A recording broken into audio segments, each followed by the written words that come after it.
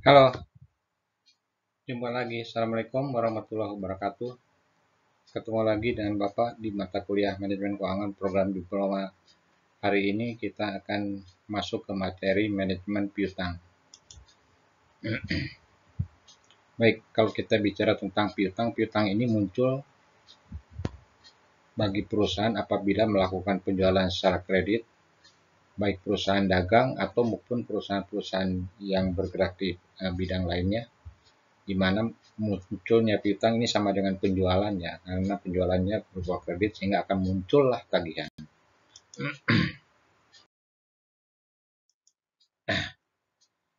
Ada beberapa faktor yang bisa mempengaruhi besar kecilnya piutang ya. Yang pertama adalah volume penjualan kredit. Ya. Kemudian yang kedua adalah syarat pembayarannya. Yang ketiga adalah ketentuan pembatasan kredit. Keempat, kebijaksanaan pengumpulan piutangnya. Dan kelima, kebiasaan membayar dari langganan.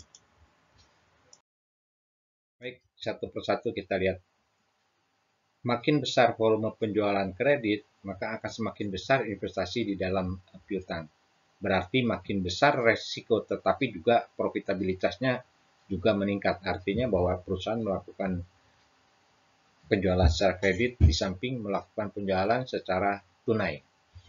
Yang kedua adalah makin lunak syarat pembayaran, maka akan makin besar investasi piutang. Biasanya syarat pembayaran dituliskan di dalam penjualan kredit ya 2/10 net 30.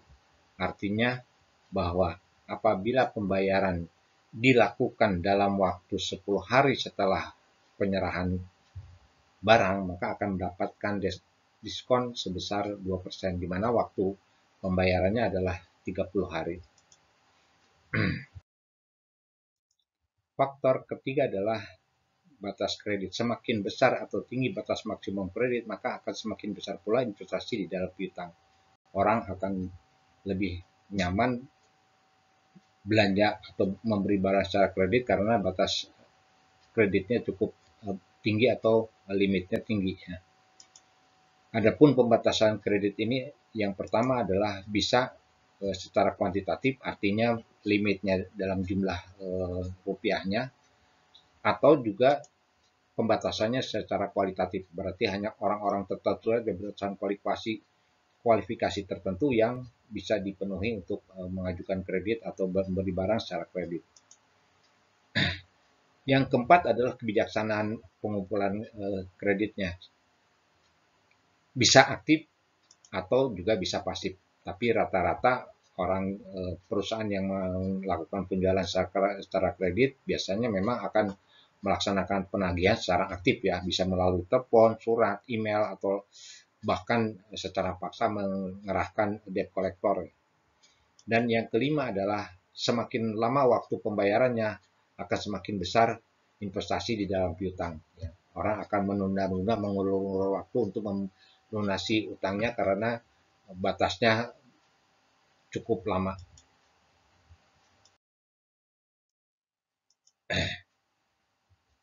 Nah, untuk menghindari adanya resiko kredit macet, ini ada beberapa penilaian yang bisa dilakukan. Yang paling populer adalah melakukan penilaian kredit secara menggunakan pendekatan 5C ya, di mana C yang pertama adalah karakter. Ini ditunjukkan dari kejujuran para langganan untuk memenuhi kewajiban-kewajibannya. Dari lihat karakternya, kebiasaan dari para pelanggan ya. Yang kedua adalah kedua kapasitinya. Ini adalah dilihat dari kemampuan pimpinan dan staf di dalam menjalankan perusahaan di waktu-waktu yang lalu. Ini diukur dari data-data keuangan di waktu-waktu yang lalu. Ya, bagaimana lihat. Yang ketiga adalah ketiga kapitalnya. Ditunjukkan dari posisi keuangan secara keseluruhan. Bagaimana rasio finansialnya, terutama perbandingan antara modal asing dan modal sendiri. Jangan sampai modal asing ini yaitu hutang ya, sudah besar tapi juga masih mengajukan kredit, ini kan juga akan menjadi pertimbangan apakah kreditnya akan dipenuhi atau tidak karena sudah terlalu besar ya pinjamannya. Dan yang keempat adalah kolateral. Nah, kolateral ini ditunjukkan oleh besarnya aktiva yang dijadikan jaminan ya. Jadi memang setiap pengajuan kredit berarti harus ada jaminannya, semakin berkualitas dan mencukupi jaminannya berarti kredit juga akan segera dipenuhi.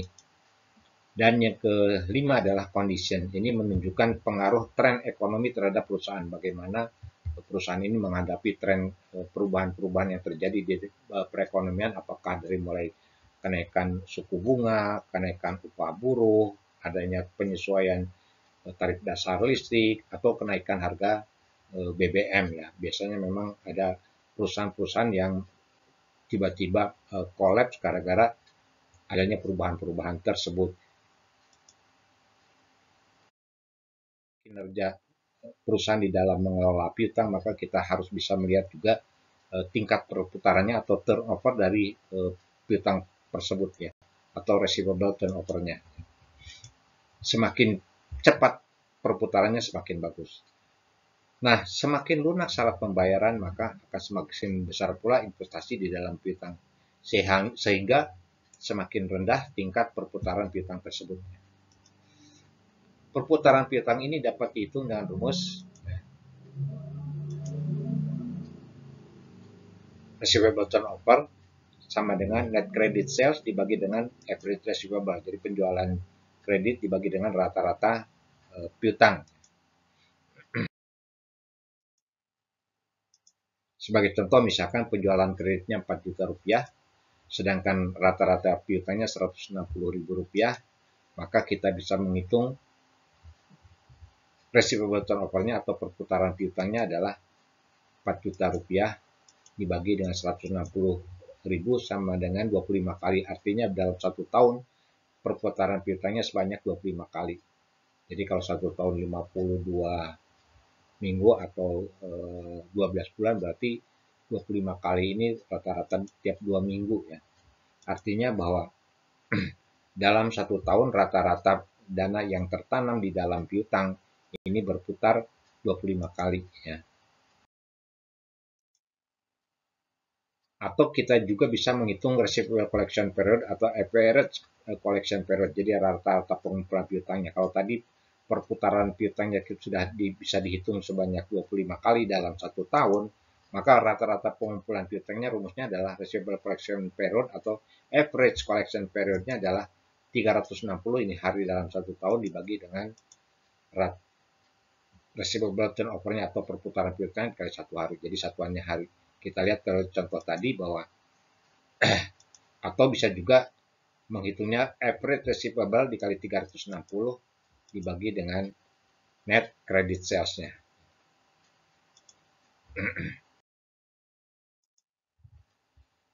Dari contoh tadi bahwa receivable collection period-nya adalah 160.000 ya, ini rata-rata piutangnya dibagi dengan penjualannya 4 juta rupiah, penjualan kreditnya dikali 360 atau sama dengan 14,4 hari atau kita buatkan 15 hari. Jadi setiap 15 hari atau 2 minggu sekali ya piutang ini terkumpul.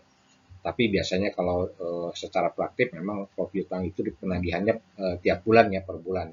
Tagihan itu akan muncul kepada pelanggan setiap bulan. Artinya bahwa piutang terkumpul rata-rata setiap 15 hari sekali. Semakin cepat akan semakin baik.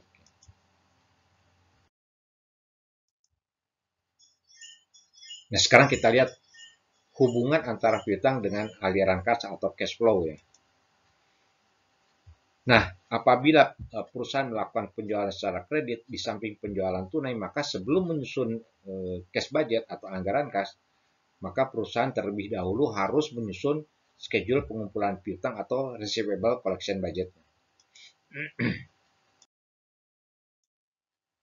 Kita lihat contohnya ya. Misalkan suatu perusahaan mempunyai rencana penjualan sebagai berikut ya. Oke, untuk sementara 3 bulan aja dulu aja ya, tapi harusnya sih 1 tahun ya. Misalkan penjualan Juli 500.000 rupiah, Agustus 400.000 rupiah, dan September 600.000 rupiah. Di mana syarat pembayarannya adalah 3/20 net 30. Artinya kalau pembayaran itu dilakukan sebelum atau sampai dengan tanggal 20 setiap bulan setelah bulan penjualan, maka akan memperoleh diskon sebesar 3%, di mana batas waktu pembayaran transaksinya adalah 30 hari atau 1 bulan. Baik, kita lihat. Nah, dari hasil penjualan kredit tersebut, berdasarkan pengalaman bahwa cara pembayaran para langganan ini adalah sebagai berikut. 60% dari penjualan setiap bulan ini terkumpul dalam waktu 20 hari sesudah bulan penjualan. Berarti yang 60% ini adalah para pelanggan yang memanfaatkan cash diskon. Ya. Kemudian yang kedua, 30% terkumpul dalam waktu sesudah 20 hari dalam bulan yang sama. Nah, ini yang 30% ini mereka membayar pada bulan yang sama, tapi sudah di atas tanggal 20. Sedangkan 10% sisanya terkumpul dalam bulan kedua sesudah bulan penjualan. Berarti mereka membayarnya 2 bulan setelah bulan penjualan.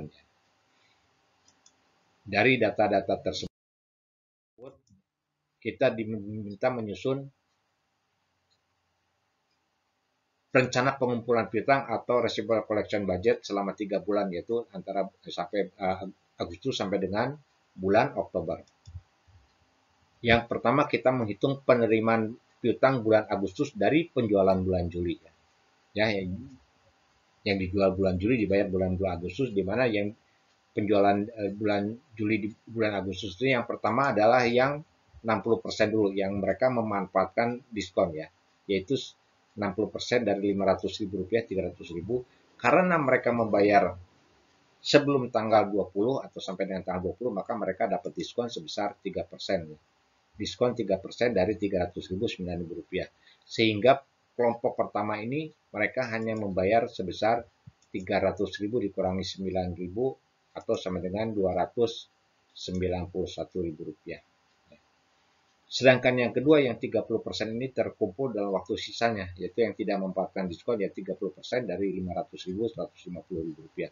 Sehingga penerimaan piutang bulan Agustus dari penjualan bulan Juli adalah Rp291.000 ditambah Rp150.000 atau sama dengan Rp441.000. Kemudian kita menyusun penerimaan piutang bulan September, ya. Yang bulan September ini yang pertama adalah dari penjualan bulan Juli yang tadi sisanya, yaitu yang 10% dari Rp500.000, Rp50.000. Kemudian dari penjualan bulan Agustus, ya. Nah, inilah yang sama juga, ya. Yang pertama adalah yang 60% yang memanfaatkan diskon dari Rp400.000, yaitu Rp240.000. Karena mereka membayar pada sebelum tanggal 20, maka dapat diskon sebesar 3%. 3% dari 240, 7.200, sehingga mereka cukup membayar sebesar 232.800.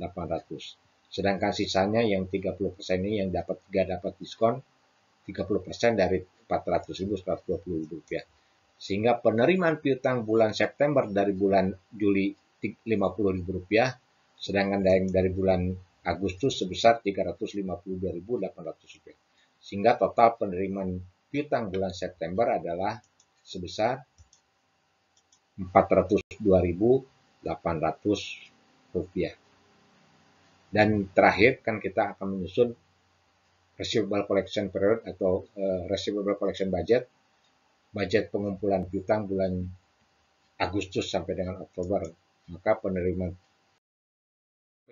piutang bulan Oktober yang pertama adalah dari penjualan bulan Agustus, ya, yaitu yang 10% sisanya tadi dari Rp400.000, Rp40.000. Kemudian yang dari penjualan bulan September yang mendapatkan diskon 60% kali Rp600.000, Rp360.000. Sedangkan mereka dapat diskon 3%, Rp10.800, sehingga mereka cukup membayar Rp349.200.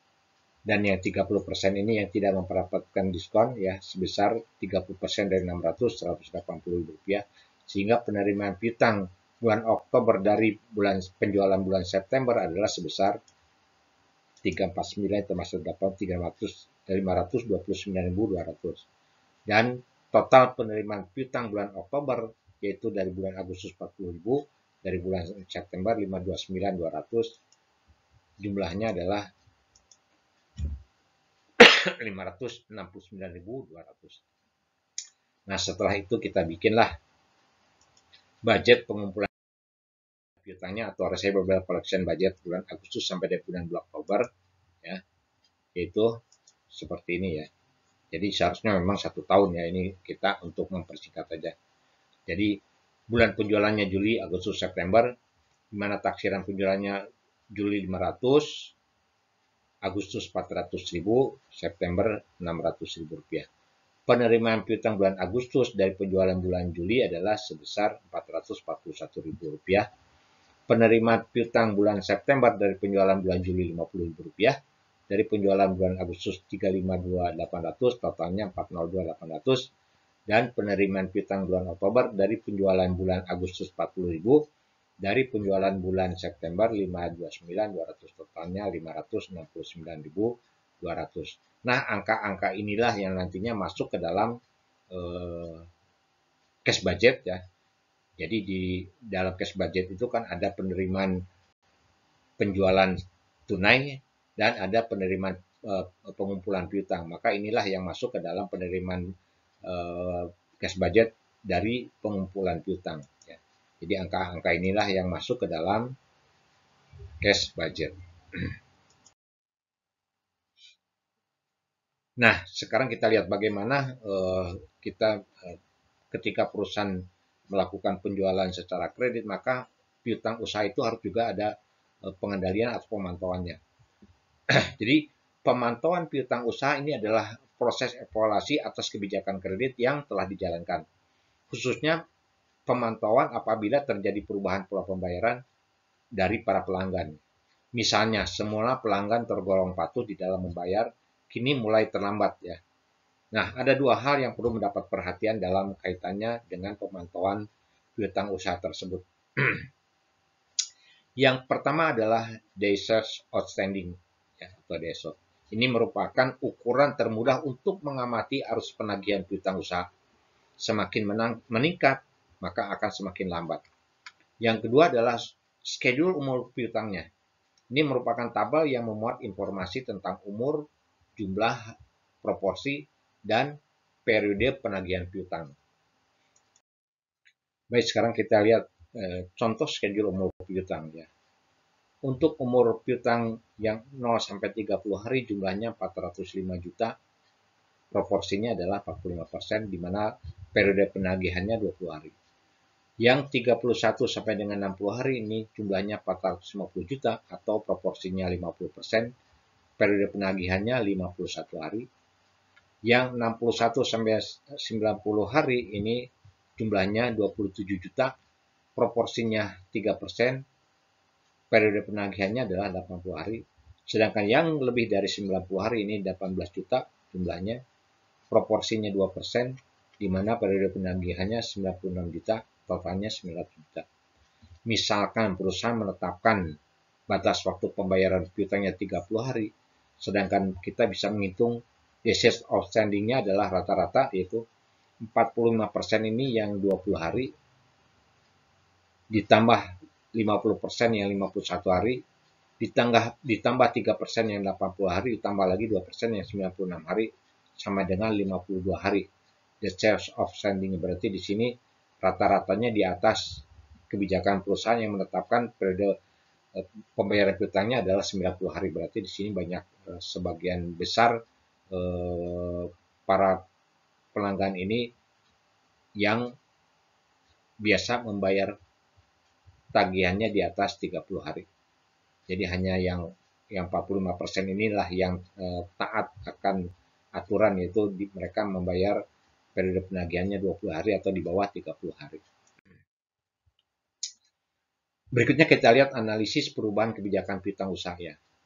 Inti analisis adalah menentukan apakah syarat kredit yang berlaku saat ini perlu diubah atau tidak. Nah, ada 2 pendekatan untuk melakukan analisis ini. Yang pertama adalah pendekatan pertambahan laba, yaitu pembandingan pertambahan pendapatan dengan penambahan biaya. Ya. Pendekatan ini mudah dipahami, tetapi tidak konsisten dengan tujuan memaksimalkan nilai perusahaan. Sedangkan yang kedua adalah pendekatan nilai atau net present value, yaitu pembandingan nilai sekarang arus kas masuk dari piutang dengan arus kas masuk dari biaya. Nah, pendekatan ini lebih konsisten dengan tujuan memaksimalkan nilai perusahaan. Yang pertama adalah pendekatan pertambahan laba, yaitu menghitung penerimaan penjualan untuk setiap kebijakan. Di mana yang kita tahu bahwa penjualan ini adalah P dikali Q, di mana P adalah harga jual, Q adalah kuantitas penjualannya. Kemudian yang kedua, menghitung biaya-biaya untuk setiap kebijakan. Yang pertama adalah diskon, yaitu 1 dikurangi BD dikali S dikali D dikali D besar. Harga pokok penjualan yaitu biaya variabel atau variable cost dikali penjualan, sedangkan biaya oportunitas piutang atau DSO sama dengan sales dibagi 360 hari dikali variable cost dikali K, atau sama dengan piutang usaha dikali variable cost dikali K, di mana biaya piutang tak tertagih adalah bad debt dikali sales ya. Oke, jadi BD ini piutang tidak tertagih atau bad debt yang dinyatakan dalam persen, sedangkan S ini adalah penjualan, D kecil adalah diskon dalam persentase, D besar adalah probabilitas pelanggan yang memanfaatkan periode diskon di dalam persen. Ya. VC adalah rasio biaya variabel per unit terhadap harga jual per unit dalam persen juga. Dan DSO adalah jangka waktu penagihan piutang dalam hari. K kecil adalah bunga per tahun di dalam persen. Yang ketiga, menyusun laporan laba rugi sederhana untuk setiap kebijakan. Ya. Penjualan dikurangi diskon, maka kalau ketemulah penjualan bersih, dikurangi harga pokok penjualan, ketemu laba kotor, dikurangi biaya opportunity piutang, biaya piutang tertagih, biaya lain-lain jika total biaya. Maka ketemu laba sebelum pajak dikurangi pajak, terakhir ketemulah laba bersih ya, setelah pajak atau earning after tax-nya. Kemudian yang keempat adalah membandingkan antara laba bersih kebijakan lama dan laba bersih kebijakan baru. Jika kebijakan baru lebih menguntungkan daripada kebijakan lama, maka perubahan kebijakan tersebut layak untuk dijalankan. Yang kedua adalah pendekatan nilai. Nah, pendekatan ini dikembangkan oleh Sartorius Hill yang rumusnya menghubungkan antara kebijakan kredit, produksi, dan pengaruhnya terhadap waktu dan kuantitas aliran kas. Yang pertama adalah menghitung net present value untuk setiap kebijakan, di mana rumusnya adalah net present value sama dengan D dikali PQ kali 1 dikurangi D dibagi 1 plus I pangkat T1 ya, ini satuan waktunya, ditambah 1 dikurangi D besar kali PQ kali 1 dikurangi D dibagi 1 plus I T2 dikurangi CQ ya. Nah, berdasarkan rumus tadi kita bisa jelaskan NPV atau net present value ini sama dengan nilai sekarang bersih. D besar adalah probabilitas pelanggan yang memanfaatkan periode diskon di dalam persen. P besar adalah harga jual per unit. Kemudian Q adalah kuantitas penjualannya. D kecil adalah diskon dalam persen. Sedangkan I adalah bunga harian dalam persen. Di mana K kecil per 360 ya. T1 adalah batas akhir periode diskon, T2 jangka waktu penagihan piutang dalam hari, BD adalah piutang tak tertagih, dan C adalah biaya variabel per unit.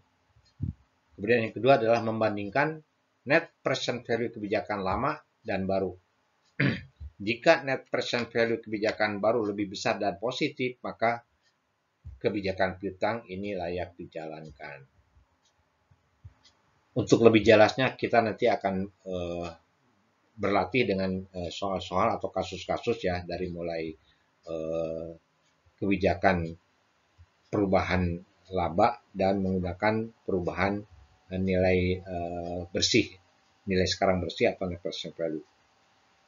Oke, itulah kira-kira apa yang bisa Bapak sampaikan mengenai manajemen piutang ini. Semoga bermanfaat. Kemudian apabila kalian suka dengan materi ini, silakan langsung subscribe dan like video Bapak ini. Mudah-mudahan bermanfaat buat kalian semua, khususnya bagi mahasiswa program diploma yang mengambil mata kuliah manajemen keuangan. Sekian, terima kasih. Sampai ketemu lagi dengan materi berikutnya. Billahi taufik wal hidayah. Assalamualaikum warahmatullahi wabarakatuh. Sampai jumpa.